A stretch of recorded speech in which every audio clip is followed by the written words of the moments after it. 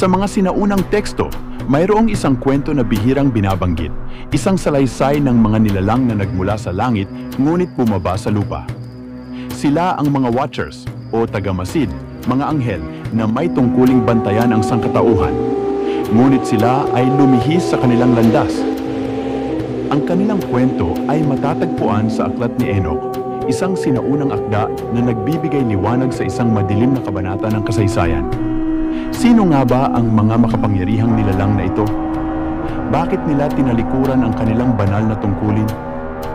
Ayon sa aklat ni Enoch, ang mga Watchers ay isang grupo ng mga anghel na ipinadala upang bantayan ang mundo at ang mga tao. Sila ay mga nilalang ng liwanag, bahagi ng banal na hukbo. Ngunit habang minamasdan nila ang mga anak ng tao, sila ay natukso. Nakita nila ang kagandahan ng mga kababaihan sa lupa. Sa halip na manatili sa kanilang tungkulin, nagpasya silang bumaba at makipamuhay sa mga tao. Pinamunuan sila ni Simjasa, isang anghel na may mataas na ranggo. Hindi lamang sila nakipamuhay sa mga tao. Nagdala rin sila ng kaalaman na hindi para sa sangkatauhan. Itinuro nila ang mga lihim na sining at agham na nakatago sa kalangitan.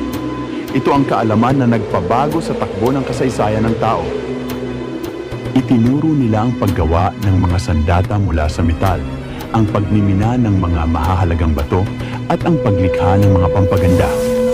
Nagturo din sila ng astrolohiya, pangkukulang, at iba pang mga sining na itinuring na ipinagbabawal.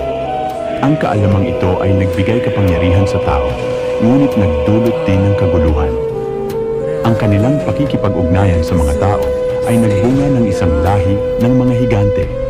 Sila ang mga Nephilim, mga nilalang na may pambihirang lakas at sukat. Sila ay naging mapanira at naghasik ng takot sa buong lupa. Ang mga Nephilim ay kumain ng lahat ng ani ng tao at nang maubos ito, sinimulan nilang kainin ang mga tao mismo. Ang kanilang pag-iral ay naging patunay sa kasamaan na idinulot ng pagsuway ng mga Watchers. Ang mundo ay napuno ng karahasan at kasamaan. Ang pagsuway ng mga Watchers at ang kasamaan ng mga Nephilim ay umabot sa kalangitan. Ang Diyos at ang kanyang mga tapat na anghel ay nakita ang kalagayan ng mundo. Isang malaking paghuhukom ang ipinadala. Ang mga Watchers ay iginapos at ikinulong sa ilalim ng lupa, sa isang lugar ng kadiliman, upang hintayin ang huling paghuhukom. Ang mga Nephilim ay nilipol, at upang linisin ang mundo mula sa kasamaan, isang malaking baha ang ipinadala, ang dakilang baha na sumira sa lahat ng nabubuhay. Ngunit ang tanong ay nananatili, ganap ba silang nawala? O may naiwan silang bakas, isang pamana ng kaalaman na patuloy na humuhubog sa ating mundo? Ang mga lihim na kanilang itinuro ay naging pundasyon ng ilang sinaunang sibilisasyon.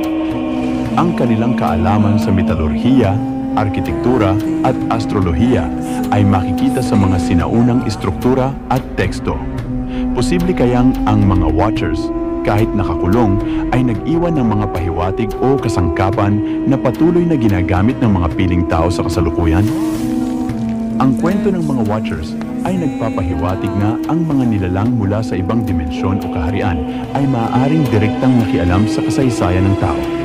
Ang kanilang pagsuway ay nagbukas ng pinto sa mga bagay na hindi dapat malaman ng tao.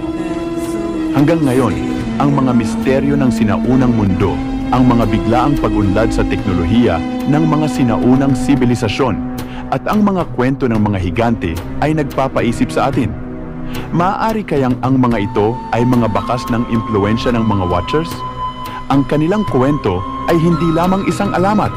Ito ay isang babala at isang palaisipan na patuloy nating sinusubukang lutasin.